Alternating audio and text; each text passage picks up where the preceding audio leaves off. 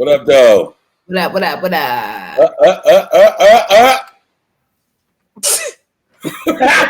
I was not caught. Calm. Oh, okay. Oh, okay. All right. I couldn't wait. I was like, oh my God, was it me? Was? It was. What's up, y'all? What's happening? Can I just first be like, I am so tired. Uh-oh. Like, I just need 24 hours to lay in my bed and not have to move. Like, I know I might not do it. You can fix the lips. I might not do it, but I need the option. When you see him popping with the gloss, I can't wait to plug my daughter because, girl, cry me a river, the lies. The lies! Where's insert the Housewives clip? Right. All right. That's the good tired. We gonna introduce ourselves? I mean, my name. Ready to talk. I'm ready to get into it. I'm getting carried away, so I gotta make sure that if I felt like it, come on. Yeah. Of course. All right. I guess after formalities, what's going on, y'all? And welcome to this episode of Crucial Convos. It's your girl F.L.O.R. It's your boy Emery. I'm your favorite healthy hustling momager. So this week, thought it was important to bring some awareness to postpartum.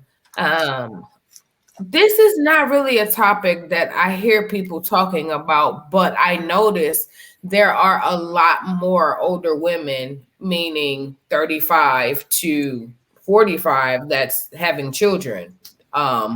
So I think it's kind of important for this topic to be spoken about. Shed some light on it, like, you know, those who went through it. What was your experiences? What was your signs, your symptoms? You know, how did you come out of it? Are you still suffering from it? You know, so seeing as though you have two mothers on here and a father, it's kind of awesome because we found out that Emery experienced it on a supportive level. You definitely don't hear guys talk about it. They kind of act like it's like tampons. Like, don't touch that. Sorry. I mean, all right. I like that. Like, I don't know nothing about it. Don't really want to if I have to, I guess. But please spare me. Please spare me. Sounds about right. It really sounds about right. That's kind of what it reminds me of. But P, what was your experience, if any? Yeah, and I did not mean to cut off the intro. I just felt like I had forgot. No, you ruined it. Don't worry about it. Let's go. I feel like I had forgot to say. Don't worry about it. Don't even worry about it. Like, I feel like we have skipped the. You know, I'm hungry and she tired, so that's what I'm blaming on. So no, I had to get that out there because I didn't mean to skip the formalities. Let's get to it. Let's work. Let's go. Right. No, so I always love when we come on here and I think we start off the same. And I'm like, I hear it talked about so much more compared to 10 years ago when I had my daughter.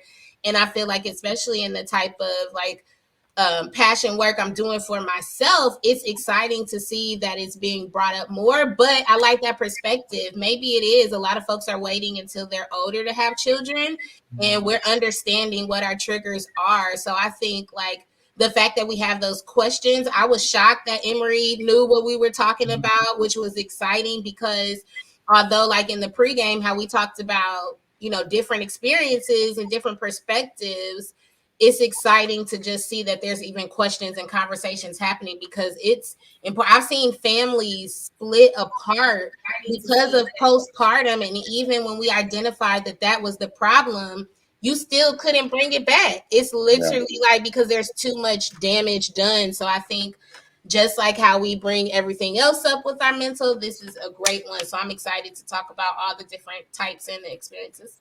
For sure. What's up, babe? I know a little bit about it from the standpoint I was married when my kid's mom had it. She had it with both the boys. It's kind of tough for her. I didn't care. I was like, whatever. Not like I didn't care about her. It was like I'll do, I'll step up. I don't know how this go, but I've heard some stories. So whatever, she going through it. I got it. Can you explain like some of the details or like behavior she had? Because in the pregame, we know like even what you experienced was a little different than, some of the experiences from us. Yeah. So just kind of, don't do me. She was just kind of sad, just kind of like not happy enough, like not what I thought, what I'm saying, it would be. With the baby. With the baby, with her, period. And so she definitely would do her thing with the boy, she would change them and, whatever. She tried to breastfeed with Emery. She tried her best. Emery was not acting right, or her boobs wasn't acting right. I don't remember exactly, but. Well, if she was sad, they feel that too. Yeah. So all that was popping off. She was just, not really eating after she had the baby. Just not in it, and I was very, very in tune with her. So I just knew she was off. I'm like, it's cool. Take your rest. Maybe you just, I don't know. You tired? I got it. I feed him. I change him. I he crying. I bump him to sleep and all the other stuff and drink a lot of stuff. I remember this is not a part of postpartum, but I have to tell y'all this. So when little Emery was a baby, I'm smart. I need y'all to understand this. Okay, I'm smart. Okay, I'm like, yo, he's crying. We can't figure it out. He probably just used to being cooped up in your belly. Let me tie this little nigga up like a burrito in this in them little receiving blankets thing. Boy, put him in there, tied him, not like super tight, but tight, and it was worse. It just kept going. So we ended up calling the hospital. The lady was laughing at us. I'm like, man, I'm about this. Help me now. Help me now. Come on, man. Like, chill out. Okay, we can laugh after he stopped crying. Like, show me what to do. Like, what's up? She was like, well, how is he right now? Like, what's going on right now? He's just laying here. I'm, trying to rock him, blah, blah, blah, blah, blah. He was like, well, is he restricted in anything? And we looked at each other and just died laughing. I was like, okay, so let me tell you what I thought, just like that. She was like, she laughed some more. I was like, okay. So she was like, yeah, let's just unrestrict them. They don't have language yet. They can't express themselves. They just cry. And you're supposed to figure it out. Maybe he's itching. She was like, maybe he's itching on his leg. I was like, dang, like, you don't even think that way. Yeah. So, yeah, he may have had a little itch somewhere, and we doing everything else, burping him, feeding him. He don't want no pacifier, no bottle. Yeah. Anyway, so that ain't part of the depression, but that was just some of the smartness that you got on the man on the podcast. Amen. Hallelujah. So that's so funny. Just to give a little bit more depth,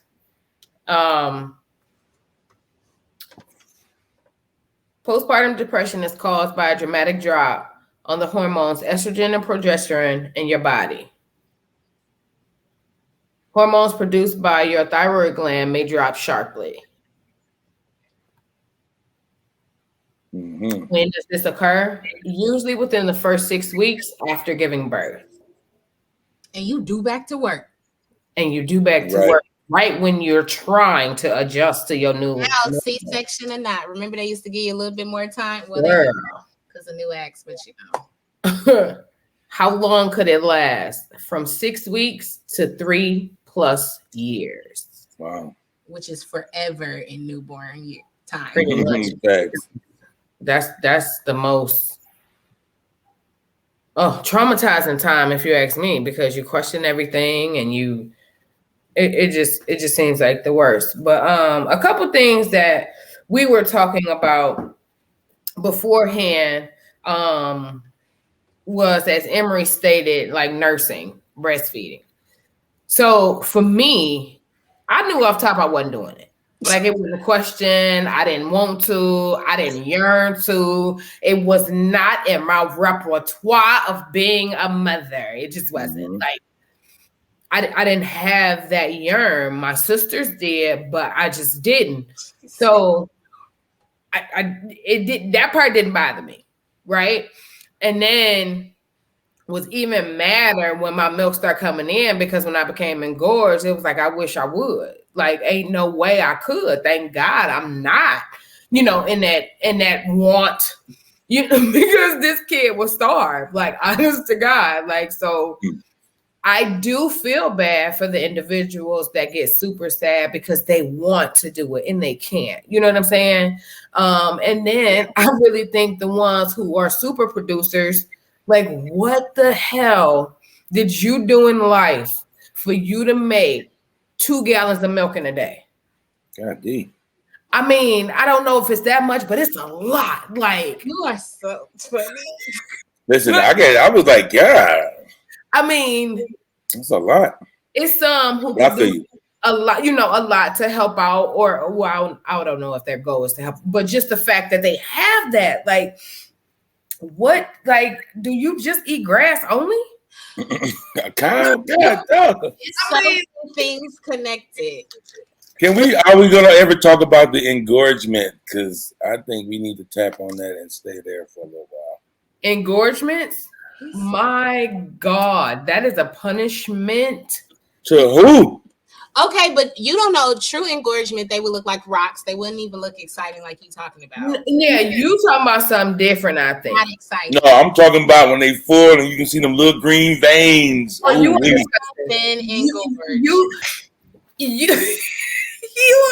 Oh gosh, that is so painful. Creeps like that, but at least he was a creep for his own. Literally, what? Strangers in the grocery store used to come up to me while I was pregnant. It was awful. Did you have them out? I mean, because it wouldn't matter. No. Oh, well, there's that. I mean, just me. I mean, the whole belly, everything. I don't know what you could see. Everything was out. Just big. Everything. No, but going to the nursing, that's interesting. I think, like, when you think of, because how old were you when you started having kids? 21. 21, or even I think like different age groups like plays a part, because there's so many different things in nursing, and I wanted to, and I think like now learning more about nursing and some of the things that went into it, I treated it like work, and I'm like, I can follow all the rules, I'll do right. I started producing early in the hospital, but then one day it started slowing down and I couldn't fix it. But now knowing there's different things I could have done, and a lot of it had to do with like stressing or time or trying to treat it too much, like when really our bodies adjust to like the need of our baby and listening to, different things like that. So that played a lot on my mental, because doing the part I was doing great, then I was almost failing again. So then it was like, well, I'm supposed to be her mother. I was doing it just yesterday. Now what's the matter? And there's a screaming baby, and now I can't bond, and other people like, well, just feed her, or so a lot of that connection can be completely different, especially when your body is supposed to just be able to do it automatically. Yeah. No, it wasn't. It definitely wasn't. Oh my God. And the stuff to fix you, like I started taking supplements. They make you smell. And so literally smell. And imagine you smell like pancakes, syrup, and gross. Like just trying to. That sounds good. Wait a minute. No, not like the dirty kids outside, like this, or even any different type. Wait a minute. Most, and you literally would eat like, I don't care because I gotta feed my baby. The dirty kids outside. It was so bad, and I'm like, I can smell it, you can smell it, and people like, you're from the milk or the supplements. Just even the supplements, like how they make your body smell different hormones as you trying to adjust to, like, like forget feeding, where other people, when my milk supply started to go down, I was like, what is going on? I tried everything, and a lot of different stuff make you smell, make you sick, and you still trying to just be outside or be with a man, or still just be kicking it. Whatever. No, I ain't doing it. And then Paris brought up a really, really, really good point. Actually, no, before I go there. Emery said something to the effect that he couldn't understand how a mother wouldn't want to hold her child when we know that that is a symptom of postpartum, the detachment, not wanting to bond with that kid, not wanting or not, knowing how, not wanting to, just not doing it. For me, mine definitely didn't kick in then. I wanted them. I didn't want to get them back to the nursery. Um, I didn't have a problem with detachment. Did you, Paris? I didn't. Yeah, I didn't have a problem with that. Yeah, Did, I understood it. I see. I don't. I knew it wasn't her love for him. You know what I'm saying? I knew it had to be some stuff going on that I just wasn't really. I read about. They give you. You get all these books when you're pregnant. And you trying to really do right. I read up on this. So I kind of skimmed through the stuff or whatever. But after it was there, I was like, oh, but for me, it just didn't. I didn't care. I didn't. It didn't. We didn't even have a conversation about it. She just wasn't in it. I was like, I got it. Like immediately, boom, like whatever. I could relate to it so much. It was almost like my head. I just knew. I just had such strong self-talk because during the times, a lot of times at night, especially nursing, I would be exhausted and she would want to eat all night and nobody could help me. So I would just be sitting up crying, watching everybody sleep, trying to get my baby together and feed. So I think like then times when I would talk to other moms who would say like I could have threw my baby and really meant it. I'm like, listen, I just sung a song a little longer. Like I'm no better than you. I just tried something different because and then I had to get the house gets up the next day. You gotta keep moving. So yeah. I think I didn't detach because my self-talk was strong and I just knew, I didn't have those issues, but I could definitely understand it. All right, let me read this comment before I go into my next point.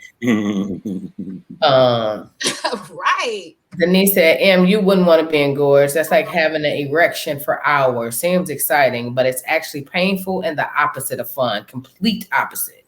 It's stupid. It's like, it's dumb. Literally. I mean, if I get one erection for hours, I'm just going to call somebody to help me out. Well, I think it's just different. I mean, I 100% get it. I understand from the outside looking in what y'all saying. Yeah, I definitely get it. But big old boobies is big old boobies. I don't know what the gosh. I think the kid that made me regret having children was Alicia. Alicia was so colicky. Like there was absolutely nothing that you could do. And I think it was something hereditary with her that I had no clue of, because of course I didn't know the paternal side. So you talking about just wanting to open the window and whatever goes out just so happens to go out. I swore that I would never have another child after. And she was my only one. My boys were fine. She was the only one that just made me rethink. Like, you really wanted to be a mom for this? Like, what the hell was wrong with you? Like, it's funny. And honestly, I think that's what sparked my postpartum. I don't think I had it after Lil Man. I think it started after Alicia because I just could not understand what was wrong with her. You know what I mean? And then by the time I understood what was going on with me, it was too late. I was too far gone from my natural depression mixed in with that. And then it's just, because me, I'm a workaholic. So when I'm sad or when I'm down, I just try to find something to occupy me. So I just always kept tucking it. Oh, no, I'm good. What up? What we need to do now? Oh, okay. You need this. And then eventually it was just like, yep. You're going to have to face it.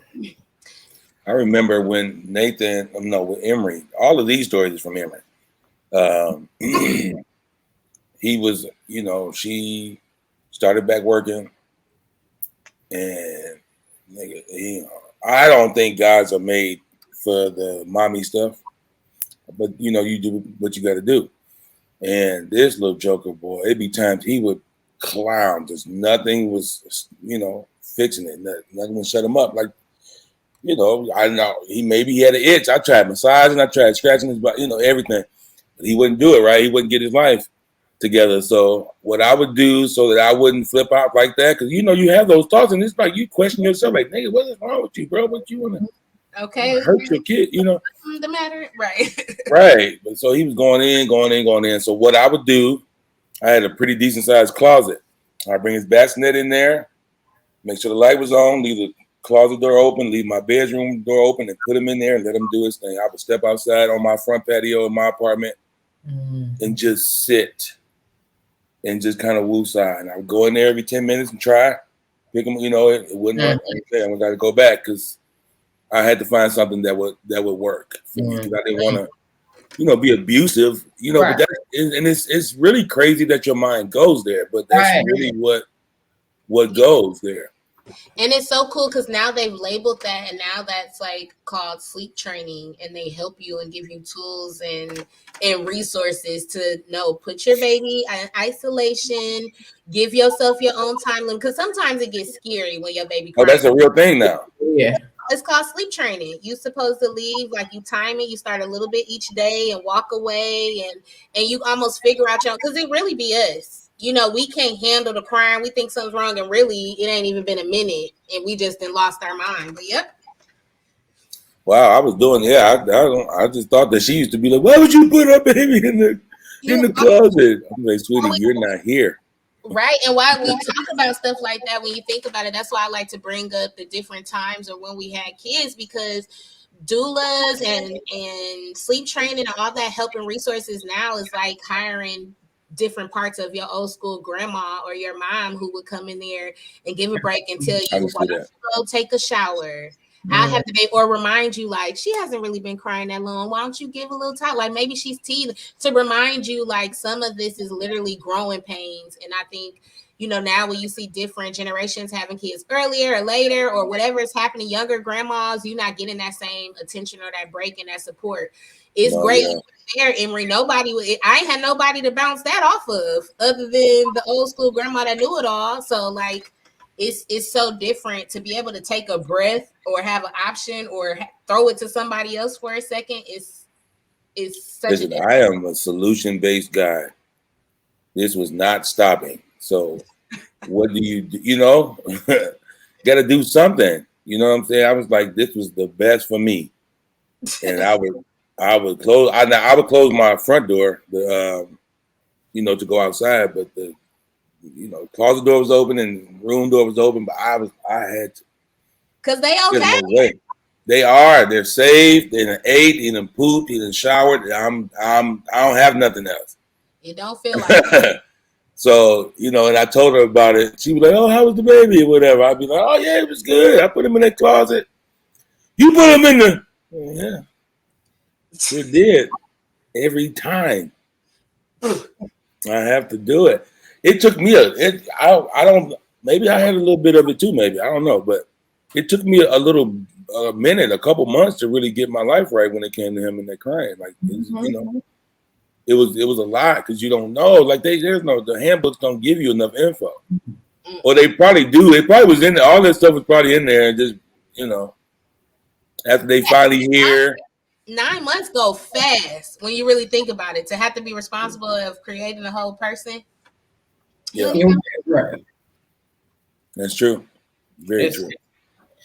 So then the next point was Paris said something about daycare. So I was fortunate enough to not necessarily have to worry about daycare because, as we were talking earlier, we had an income, but it was just air income. My depression came because I couldn't contribute. I couldn't get out. I couldn't, you know, I just felt like, I'm stuck. And then you always hear, "Oh, you're just working to pay daycare." Sometimes I'd be like, good. Like, okay, this week I'll do it. You know what I'm saying? Like, keep my reservation cold because I may be checking in next week. You know, it's unfortunate that individuals don't get the help that they need with daycare, and daycare is so expensive. These people got 6, 7, 8 kids. You mute. 6, 7, 8 kids. Like, I don't even understand. I mean, Practicing is amazing, but do you really got to score? Just like every time. No, you can, man. Come on, you can miss a layup or two. It don't be on purpose. Nobody plans on missing the layup. You miss. And come on, for you to have 6 or 7 kids, you know that y'all is fertile together. Somebody need to fix it. I agree. I do agree. Just, no, but that's like, daycare is a house note, a second mortgage. No, it's expensive, man. Daycare is another family that you're taking care of. Yeah, and I think it's different too. Like you guys talk about the expense, so add that on. I had a rough transition going back to work, and then luckily I thought my daughter was going to have to go to daycare, and I ended up, having my mom stay. But I thought I was going to be fine, and I was so not. And then going and figuring out and working in corporate and being in meetings and needing to nurse or needing to check on my daughter, that was completely different. You pregnant, then you disappear for a while, then you come back and you supposed to just go back and you sitting there just crying, missing. Oh, I think I cried nursing like every nursing time, and you nurse every 2 hours, which messed up meeting flows. Like whole agendas had to change because I had a baby, and it wasn't just overlooked, every day. And on top of that, trying to figure out the financial part while the emotional part. And in daycares, people really thought that you should trust them with their kids, and it was really nasty. And the thought of like not having another option is insane. And it's a real thing. Like a lot of females choose not to work because they just will not put their kids in daycare. And especially now. Yeah. Kill your kids. Yeah. It's crazy, man. Go to school. My kids didn't go to daycare. So when Shay went back to work, I just had them. And I had kids for 10 years straight because the boys are 5 years apart. Mm. Henry was with me the whole time. We tried Head Start when they get like 4 or something like that. Then he got kicked out. He was a terror in there, boy. And it was really, a lot of it I feel like was my fault because I let him, he's a little drummer. So I let him beat on stuff. We beat on stuff together. Like all day, every day, like all day. So when he went to school, he beating on stuff. And then he has ADHD. He still got it. Boy, listen to me. Emery, but he got a little method for it now. He just told me the other day, I forget you still got the, he was, because I gave him my card to go buy something the other day, and he left it in my car, like in a place where I would see it, because he was like, if I take it in, he knew he's gonna lose it. He was like, I did that on purpose. I'm like, what my card, man? Oh, it's in your car. Like, why you ain't bring it? He's like, listen, I had to do what was best because I know I've been and lost it, and then I didn't want to hear that. So he still has it. But he was acting, man, he used to cut up in them classrooms. He's a playful guy, loved to have fun and wrestle, because that's what we did, all the dude stuff. But you can't do that. You have to sit down and learn the color a little bit, bro. Put this triangle in this right. Learn the color a little. I'm so weak. Yeah, that was tough. But by the time he started, trying to go, when we finally put him in daycare, well, he did one day. We moved to Indianapolis. He was born in New Mexico, and then we moved to Indianapolis when he was 4. And a lady at our church, a lady who used to keep Olympia's kids. So we was like, okay, we take her over there sometime. That was cool. Like, that was a relief. In the first, month or so of us doing that, we just slept. We didn't even, get out and go do nothing. We were just like, and then, we started to enjoy life. But then we got pregnant with Nate. I'm like, yo, started all over again in another 5 years of me and him. So that was a little tough, but you do, like I said, I never complained about it because it's like, I legit looked at it like I get to do this. Cause this, it's normally the women that do all that. I would have helped whatever she needed, but if she was up to par or whatever, She would have did all that. He did all the diapers and did all the doctor's appointments, did all that stuff. But she really wasn't able to at first. That's like, she was like in a funk, and I was just trying to be there, be nice. I'm like, man, these 6 weeks is up, but I ain't gonna say nothing at first, and then I'm gonna have to say something somewhere now. Come on. Okay. But I'm telling y'all know me. But I was really, I was really trying to be as understanding as possible because I really couldn't imagine what all was going on. Because like I said, I know it's not a love thing. I never was like under the impression where she didn't love him. I knew she just couldn't, at that time couldn't, bond with him like she wanted to or be there or do stuff for him, So yeah. It definitely don't be the love or lack thereof. It be more in your head, you being in your head about what you're not doing, what you can't do, where you gonna mess up, are you doing it right? Is somebody gonna be there to help you? Like just all the doubts, all the fears, like everything come rushing to you at one time. And then once you get to living and yeah, you bump their head here or you smash their finger there and that they survive. shit did that. Happen. Like for real. So much skin trying to cut fingernails. I just God, dog, they be bleeding for so long. And they so tiny, so you just really feel like you can just cut an artery.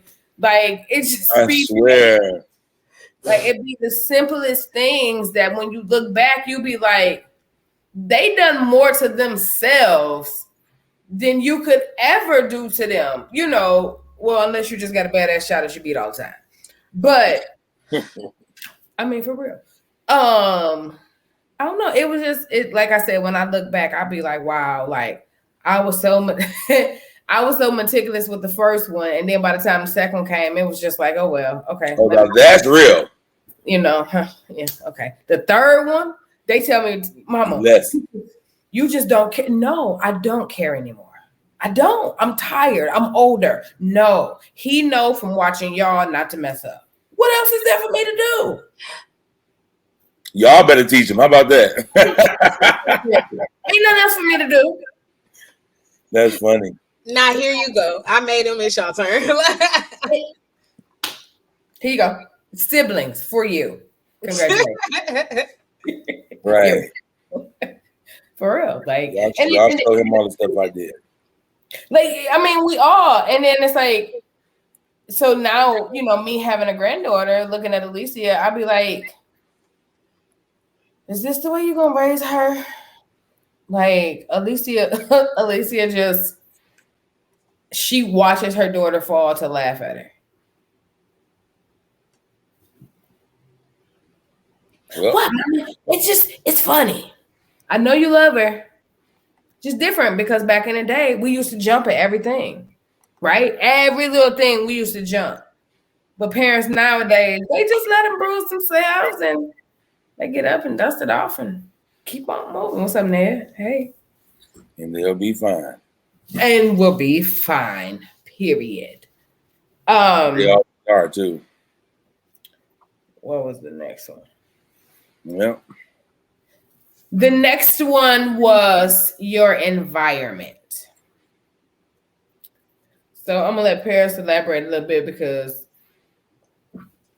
Well, I think one of the things that's nice now, like understanding or even looking back on your parenting and knowing like, oh, I wasn't just losing my mind completely. There's a label for that. Sometimes your environment, or depending, like say, if you're only child and a daughter and a mom, sometimes you have a parent that's kind of overbearing and telling you what you should do. Like you talking about, at least like, you want to do that? You should do this, when really, having a child is a natural thing. So if you are in tune, like how Emery mentioned with his wife, or in tune with your child, it should come together if you're just always trying to be better. So I think a lot of times the environment plays a big part, because not only are you dealing with all your different emotions and however you feel like you're doing, or feelings or connection to your baby, then do you have a supportive mate? Like, do you have a family that's helping? Are you getting a break? So I think a lot of times our environment and our knowledge plays a lot into sometimes how long this lasts, or if you're even able to handle it properly. Yeah. I definitely wished that first, I wish I never had my kids in the hospital. That's number one. And then two, I wished that I wouldn't have been so quick to move out on my own versus just having, you know, somebody else there.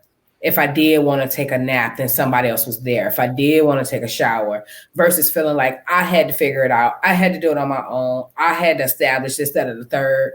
I think all of that pressure, all of that stress contributed to the slope that I fell, very deep into. So I definitely agree with the environment. Sometimes being alone is definitely not good. When your thoughts are already loud, you definitely need something to silence them. And other people conversation, in my opinion, is what could be the easiest and most feasible way of silencing that, because they also give you a different perspective, a different way of looking at things when you feel like you're just not doing it accurately. You know what I mean? So That's real. I agree wholeheartedly with that. Go ahead. And I think some of my other flaw, like as your kid keeps growing, this is like some things you go through, and then you still have growing pains because, like, I look back and I wish, like, I think having my mom there and her being older and more experienced, some things that I wanted to try that didn't work right away, I just gave in to like her way because the baby hadn't stopped crying. And I think going back, I would have been a little slower to make some of the decisions or something like that, because there are different options and different things you could try. Like, and you was gonna try your closet thing a couple times and it worked yesterday. I'm gonna try it, might not work tomorrow, but I'm gonna try it again on Wednesday. And I think sometimes That's me. if there's other person, people have that takeover spirit and they have good intentions, but I think that a lot of times now I've had to slow down way more than I like, because if you don't slow down when you need to, you'll have to one day. And I think if I could go back, some of that I would have realized, like, everything didn't have to be decided so fast. I could have tried a little bit more or did a couple of different things, to have a different outcome. I definitely agree with that. Yeah, I can't. Every time I speak, especially on this subject, this is from the outside looking in. But I definitely would.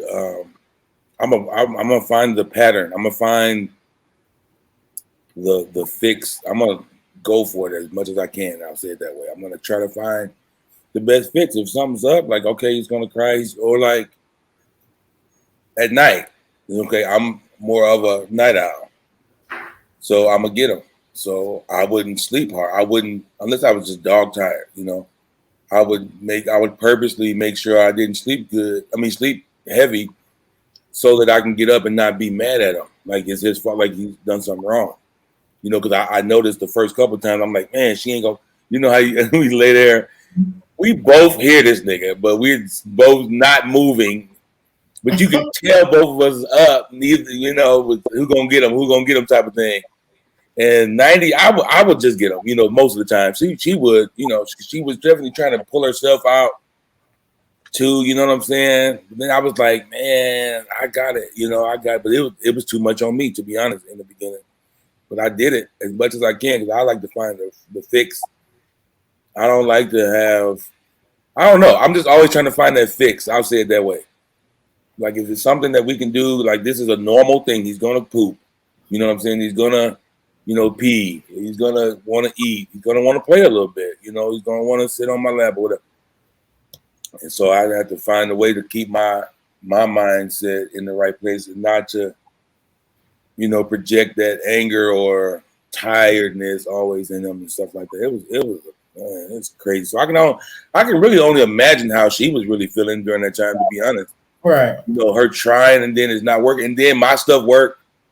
And then she would try stuff, and sometimes it just wouldn't work. All right. Different tactics or whatever.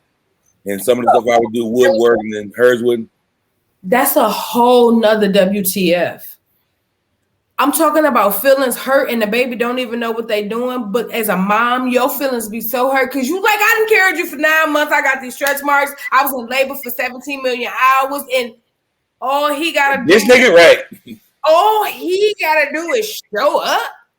And then they do it happy too. Like like Back. Baby. Like I Then they say daddy first. They don't say y'all name. always, even when they around, they say it first. Right, even when they ain't around. Hey, nigga, you can't tell me nothing. That's probably why I still like to be. Here we go. Yeah, I'm glad you got it. So, all right. Chelsea says, "What's up, Chelsea?" She says, "All right, okay, woo. Sorry, here we go. A mess. Environment is definitely key." She said, "Triggers are real, and sometimes we don't even know we're being triggered. So having a safe and supportive environment is real." So real. Yeah, I agree with that. That's why I was telling Emery earlier, like, I really think that postpartum is misunderstood with a lot of guys because of the fact that they don't understand it and they don't put themselves in that place to understand. Emery, like, as he said, it wasn't that he didn't care about her. He was just like, all right, you going through that, let me handle this. Like, mentally, he just didn't have the know or the time to figure it out right then. Like, my baby need me. I'm gonna check in with you later, but eventually, hopefully, you can figure it out. He needs me right now, you know. And if guys understood that she needed you just as much, because her mental being, as broken as it is, ultimately can affect that baby, you know, if one can't come back from it. Go ahead, sis. Not to say, they say it takes a village for a reason. I think even remembering back when folks have these babies, like, you being sad and not wanting to hold the little creation makes it, you did a lot. You probably tired. So I think, like, remembering just those same no, I think remembering, like, getting back to that community and getting back to that village, or making sure with our sisters and stuff are having these babies, you show up sometimes, or even our guys, like, especially if people are open to it, go over to the house and hold the baby and let them shower and let folks know it doesn't just have to be for the sip and see or the fancy stuff. I think it's the same thing as that's real. Pass away, like life and death. We need to still show up for our folks and remind them, like, oh, they just probably pooping or something. You ain't losing your mind. You doing fine. Like, let me hold them and you go back there and step outside. Let me tell you what I used to do. Those stories and that communication and stuff is what helps us learn, and you know, we're better together. So it's important. Encouragement as well. Tell your sister she doing a good job. The one thing we don't do as women, as mothers, like, we know the struggle. We know how hard it is because we went through it. To look at her and be like, sis, you're doing a good job. You doing a good job. Like, for real. I've noticed me saying that to individuals have brightened their days up for them to continue to go on. That's Only real. because I wanted to hear it. Like, I really was like, oh my God, like, somebody just just reassure me, let me know, because it was some trying days. So don't ever feel like, don't ever feel like you too big to just look at the next one and encourage her to continue to go. Don't ever feel like your word is not powerful enough for you to just be like, especially when you see them struggling in the store with them badass kids, be like, girl, keep going. Like, yep. Or any conversation. I'm still helping moms, letting them know, like, no, you're not crazy. Your foot did change sizes and it's never coming back. Right. And I feel so bad for our friends now. I'm like, oh, you wear designer shoes all? That's gotta suck, because your foot is never changing, sis. The heels is overform. And I think, like, that's hard. You finally want to get back sexy. Your shirt already don't work because you a cow, and then you try and slide into your heels and get fly, and you can't come off, and then it don't even do you right and make your feet the same different size. One foot is literally bigger than the other, so it don't come back either. So I think, like, just all also, like, encouraging them, or even just having conversation. I think in general, just more talking. I just talk to people and, be nice. It helps them because we take for granted like how much knowledge and experience we really have when there's so many people out there just need to know that they can call somebody and ask a question. That's real. It ain't got to be Tyrone. They can call you. Facts. Okay.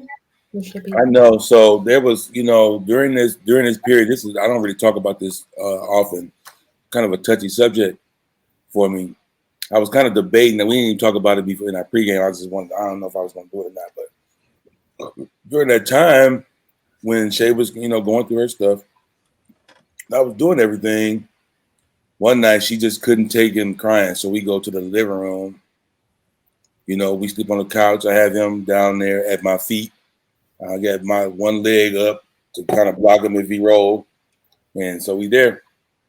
Man, I went to sleep. Sleep. And I broke his leg.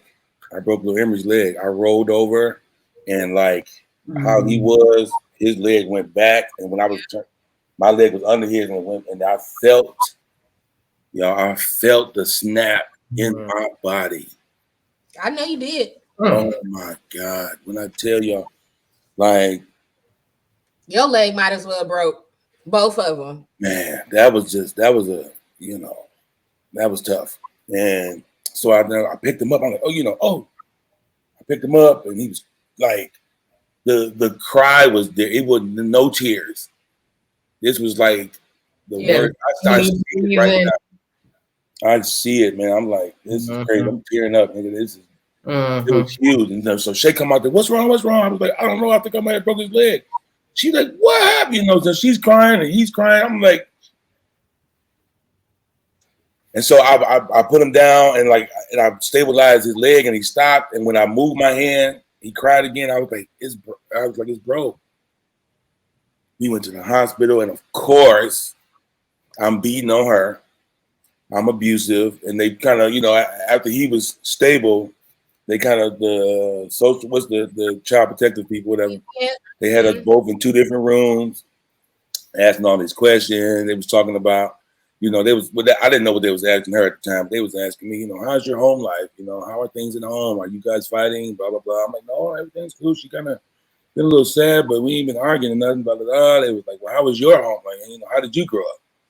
And how was your relationship with your parents? Did you see fighting? And I was like, dang.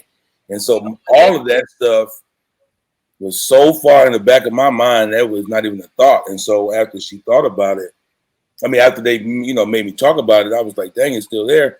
The next day, my daddy came out there to New Mexico, to check on the baby and whatnot. And we went to get something, or maybe some Pampers or something. And I just went off on him. Like all the stuff, you did this and did this. And I was cussing. Like I knew he was going to just pulverize me. I knew it. I didn't care. I don't know. All this stuff, I had never thought about none of that stuff. All while Emery's in the hospital, they was trying to take him from us. We actually ended up he had to stay with her godmama and her mama. And we would have supervised visits, girl. Y'all need y'all to understand how big of a deal that was for me. And her too, I'm sure, but God dog. And that happened during that time. And that really may be what snapped her out of. I was trying to think, how long did it last for her? I don't remember the exact date. It was 20 years ago too. It could have been because I was gonna ask you that too, because then she realized she really cared. Probably because if something really would have happened to him and you already struggling with that connection. Yeah. Yeah. So during that time I definitely I was overwhelmed. I was doing it, I was trying to do it all. I was trying to put it all on my shoulders, don't worry, I got him, but it really was too much. Right. And I fell asleep, man. God. Yeah. That was tough. I think I was in mine. Okay, let's start here. I was depressed before I got pregnant, right? I was depressed from my childhood that I didn't get help with, right? So my shit was already weeble wobbling throughout life. I learned how to function within my depression. So then when I got pregnant, that just took it in a whole different direction. So then I became the compulsive mom. I had to make sure the babies was good, had to make sure the husband was good, the house was good, but I'm not working, so I had to make sure, everything was good. That lasted for about 8 to 10 years. Mm. And then my kids became teenagers, and then them just growing just kind of spiked it because, again, my older two are only 11 months apart. My daughter suffers from depression really bad, so she was a cutter.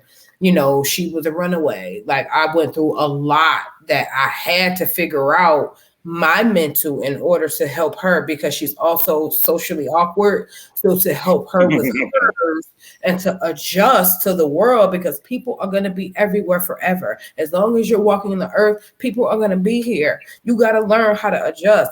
I'm totally different. I'm like, hey, sugar, how you? Your daughter's like, I'm, personable. So I was in mine until I was about, honestly, y'all, till I was about 32. Like, at 32 years old is when I really noticed that I was miserable. Okay. I didn't want to I no longer wanted to deal with nobody, help nobody, answer no phone calls. I just isolated myself, and that's when my healing began. So I'm probably 10 or 11 years into making sure that, my mental, my healing is a consistent journey, because depression is also hereditary, right? So it was there automatically. And then what helps me is to create boundaries, as I tell y'all all the time, because it's not hard to fall into a depression. When you lose somebody, when your work don't work out, when your relationship ain't right, when something happened with your kids, when you just ain't right, like, it's so easy to fall into a hole of what the fuck, I don't care, so I stay very conscious. Paris should tell, I call her, all right, they finna fall. You already know the tears finna fall. And she'd be like, okay, let me sit down. Because when your tears fall, it's serious. What's going on? And it always takes for a building to fall on me before I crumble. It never fails. I can take a lot. And that's what's wrong with a lot of women. Just because you're strong does not mean you have to be strong all the time. It's a time and a place. You need to learn how to take that backpack off and just let yourself fall to your knees. If God is the one that you can pray to, that's the only person that you got to talk to, that's the best, in my opinion. Some people need to have a voice talk back to them because they can't hear the voice of God. But by me going through my healing journey, I was very adamant at learning what his voice sounds like. That was important to me. So make sure that you can identify with you first. Because diving into the pool, you ain't gonna always get out of survival. Like, you're not gonna always make it out. Emery got a saying, you feel like it's all good once the tears start falling. They're still there. They're still there. It's just up to you to just release it and let it go. Like, that just is what it is. You can't blame nobody when all you gotta say is, I need help. Because it is easy to blame people, because people have contributed to why you feel like, how you feel, or why you move, how you move. That's all of that part of it is true. But how you're saying, was what I'm interpreting, is at the end of the day, nobody gonna have you like you. Period. So you can stay there and stay in your wallowing and stay in your mess and say, woe is me. Yes, mama wasn't there. Daddy wasn't there. I was abused. I was raped, or I'm depressed, whatever. I'm a slut. Whatever your thing is. Stop laughing, Pierce. I'm trying to, whatever your thing is. But at the end of it, if you got to get up, you got to get in the shower. You have to use the bathroom. You got to wipe yourself clean. You have to put your clothes on, eat your food, drive safely to where you gotta, like you do have to take some responsibility. Because if we're only blaming other people and not looking inward on what we can do differently, you will stay there, because that apology most likely won't come. that meaningful conversation that you really desperately need probably won't happen. And so you can stay there because that won't happen, or you can find a way. Like Paris is on me a lot about, resources are here now. Yes, some of them is not as obvious. And just because we should do it on our own doesn't mean that it's easy. I don't want to mistake that. Like, it's definitely still hard because especially if you've been the type that woe is me, or kind of feel like, or either the other type that I got to do it all. Like I got to be strong. This is still on you. At the end of it, yes, something happened. Yes, this somebody passed away.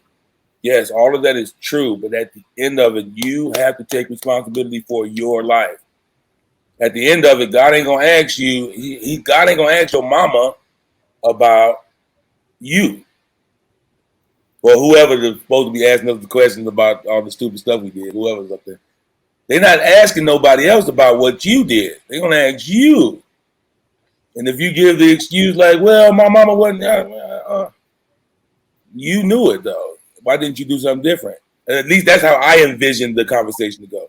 You know what I'm saying? Somewhere we have to pick ourselves up, and it is hard, and it is always better to have a better environment, with people who will support you and kind of push you and kind of be there for you. But if you don't do it, you have to learn to encourage yourself.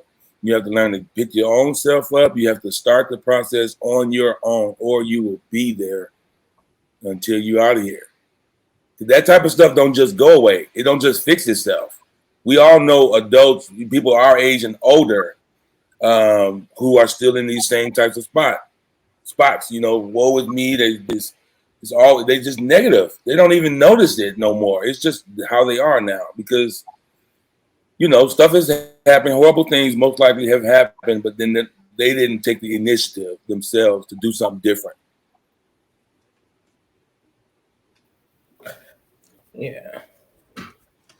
And then too, I think sometimes now, like with us having more resources and talking about like different safe places, sometimes like I think I read in some book or every day we're operating at our best. Like at the day when you show up and you try again and complete the day, you did your best that day. And I think sometimes some parents, just like those same triggers, sometimes that pregnancy and that kid jump on you and come out and you like it was a mistake or it's happened, and some folks just really aren't meant to be parents. And I know a lot of times in our culture is we like, you had that baby, you can take care of it. And sometimes people need to have that real conversation, like you throw a mess, you always me. Do you really, or can you really not take care of your baby? Like having some real conversations and accountability, Right. holding people accountable, because I think the same thing about mental health, or sometimes people joke, I'm always pushing about words that we use and how we talk to ourselves because it's serious out here. Postpartum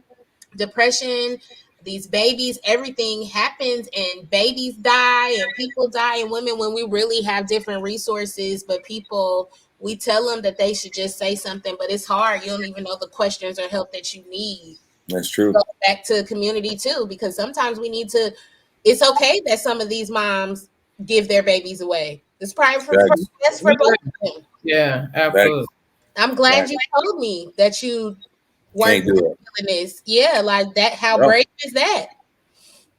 Yeah. That is the most selfless act. I always say you do have the right to feel how you feel. You have the right to go there. You don't have the right to stay there, especially if you're a parent. You don't. Because the kids got to win. They have to. There is nothing in the world that's allowing you to stay there for a very prolonged time. Especially for the kids, because you always been able to drop them off at the fire station until they like 12. Like, my cousin used to always say that. I mean, because I think like when we talk about the real, like really, like you can solve stuff if it really is taking everything. Go get somebody else to do it. Thanks. You for real though, I'm serious. I agree with that wholeheartedly. Kids, y'all playing with these, and then we want to blame it on social media, blame it on or whoever. Things, blame it on I got to do all of this stuff. Okay, well, get somebody else to do it. Get somebody else to do it. Yeah, and fix your life. They out there. Yeah, Chelsea says, have your moment, but never let the moment extend the moment. That's dope. Yeah. Yeah. You gotta get back up. Got to. You gotta, and I think now, y'all, I'm always just remind, like, sometimes we just all have been through a lot, and when you add on the natural circle of life, that's a lot in itself. And then as the right, as the world changes, All crazy. right. No, I'm with it, but it's crazy. I think, like me, I always say I'm dramatic for the rest of my life because the world is wild out here. Life is crazy. Just if you read the way it was created, and then we've added 2023 into it. So the fact that we are still out here existing and doing our best and there's still good humans is great. So when we this talking about postpartum depression, like before it was just like you sad or mad. Now there's levels and labels to this, and I think we have to force ourselves to lean into, like, okay, I felt like this, is that weird, or have you heard of that before, and be okay with hearing it and saying those kind of things, because sometimes folks say stuff to you that sounds really scary. And we Yeah. can't, people used to try and pray it away, shout it away, and all that Yeah. stuff. And that did not work. It don't go away like that. That ain't how it works. And then they wonder why stuff is so crazy. The lesson repeats and intensifies until learned. So, Yeah. Till you do something different. Till you, that's the thing. You still have, I get it, man. Life is tough. Yeah, life is tough for all three of us got a Tyler Perry movie life. man. Sections. We can take sections and make whole movies. And every follower on here, everybody who will ever see this has a whole life. But if you don't do nothing different, then it's on. You know what I'm saying? Like, now this is something controversial, but I think I understood what Kanye meant when he said slavery was a choice. I don't think he meant initially coming over here. I think eventually noticing that there's 50 black slaves and 3 white dudes that's owning it, at some point you can take over. I still think he was insensitive and everything. I'm not agreeing with him, but I think the premise of what he was saying is what I'm speaking of now. Yes, stuff is horrible. Yes, stuff is bad, but at some point, take advantage of what you have, because you really have more in you. We really have more in us than we really can even understand at times, especially if you've been oppressed and you've been pushed down and they have you thinking that this is all you can do. Of course, you're going to just keep doing what you do. But if you are ever able to snap out of that and look at who you are and look at what you're capable of doing and truly understanding the scripture that says that he won't put more on you than you can bear, that don't mean that the horrible stuff won't happen to you, or that you may not fail at it, or that it will get the best of you. You got to get the verse if you're going to quote the scripture. What'd you say? You got to get a verse. You can't quote the scripture and not give the people the verse. Emery chapter 3, verse 9. Look it up. Go find it. No, it's tough, man. Life really is hard, and it's gotten harder. I say it's gotten harder because we've focused more on the inward. We care more, and I feel like this was the natural progression. But we care about the feelings, our own feelings, and other things. Like, we want to explore those feelings, but doing so in an improper way is what I think is what has us so overwhelmed with everything. Because there's nothing really new. Like, there's more stuff, but there's nothing new under the sun. I ain't quoting that scripture. I don't know what I said either. But nothing's new. You know, people have always dealt with murder and rape and suicide and kids dying from unexpected diseases or elderly. Your lifeline, people, that type of stuff is just not new. But what's happened, in my opinion, is we've delved too deep into the feelings part without being led or taught how to really go about it. Because after we learn something or we hear a new word, like the word toxic now has always been out. But these past 7-8 years, that's all you hear now. Or the word trauma. We grew up with trauma. We just grew up, or our mom and them just grew up. Yes, it was traumatic and stuff was going on, but stuff is just there. And at a certain point, we can't just keep blaming society or how you were raised or what mom and daddy did or didn't do. We do have to get up, and we do have to get up. We have to figure it out. We have to find a way. Or especially if you have kids, your kids will lose, and you won't even know. why or how you would. Well, I can't seem to get things together. Maybe let's look inward. We can't always look outward. Yes, those things happened and stuff was tough. And I also think that's one of our biggest difference between guys and girls too. You know, guys, we definitely are solution based. Let's just get it done, see what we got to do. And girls are not like that overall. So that's kind of some of our differences. But I do believe, I sent the wrong link.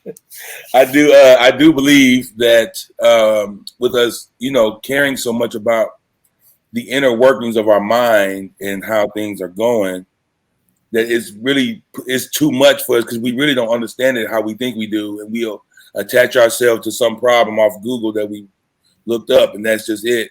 Not saying that it may not be it, but we do too much, and we need to get some professional help, not just our barbershop or the beauty salon or your aunties and them. You know what I'm saying? We really need to get some real deal counseling and sit on somebody's couch and ask them those questions, or take a course, maybe even, you know, to really try to understand our psyche and how we move. It's too much, in my opinion, it's too much. We have too much anxiety. We have too much depression, and we are overthinkers and frightful. You know, everything scares us. We're afraid, you know, we can't, we still look in the back seat of our car when we get in the car, somebody's back there. You know, stuff like that stuff is ramped up. And I just feel like we need to just, you know, take a chill pill and go really get some real help and not just try to do it on our own. I agree. 100%. I don't think, like we always say, it definitely ain't nothing wrong with going to get help. Like, however you choose to go get help, no one should put, you know, limitations on what makes you comfortable. The help is for you, not for nobody else. So lead to what makes you comfortable.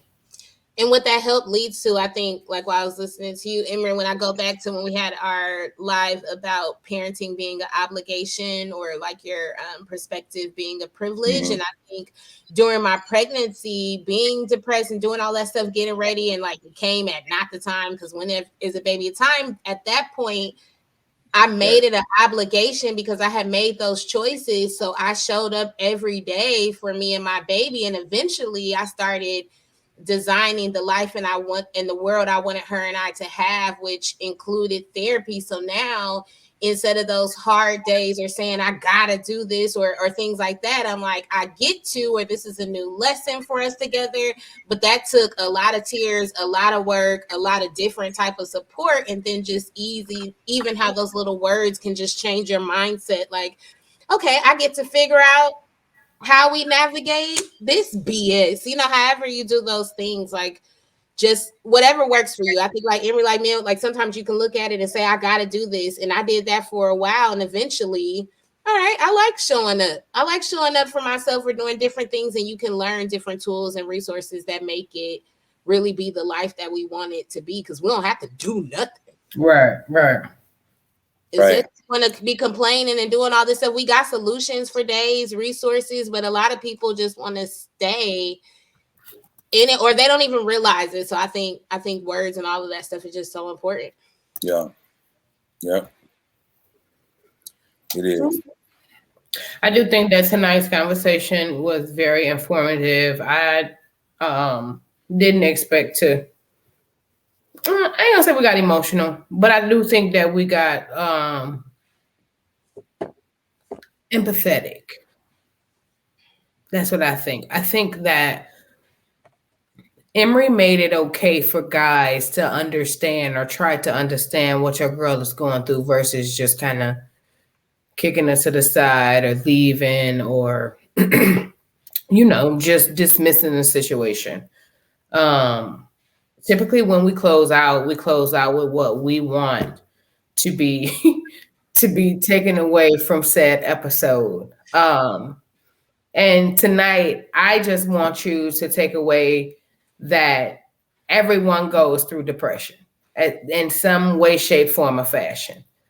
As stated earlier, it's just up to you for you to catch that bull by the horn and steer it the way that you want it to go. Can't nobody fix you but you. Can't nobody start that but you. What say you, Em? Stop. Man, first off, I love my girls on this doggone podcast. I just need the world to know that because my niggas, man. I don't care what nobody say anywhere. Um, Postpartum is real, man. It's a thing.